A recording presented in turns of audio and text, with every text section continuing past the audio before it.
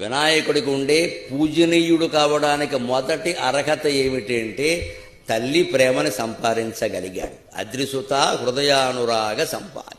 మనం అందరము అది నేర్చుకోవాలి. తల్లి ప్రేమని సంపాదించగలగాలి. పార్వతీదేవి ప్రేమని ఆయన పొందగలిగాడు.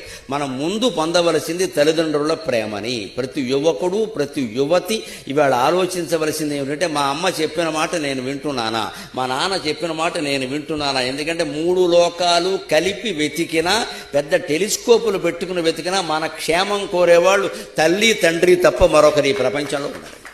నిజంగా మన క్షేమం కోరేవాళ్ళు వాళ్ళు. ఏమైనా తప్పు చేసినా క్షమిస్తారు.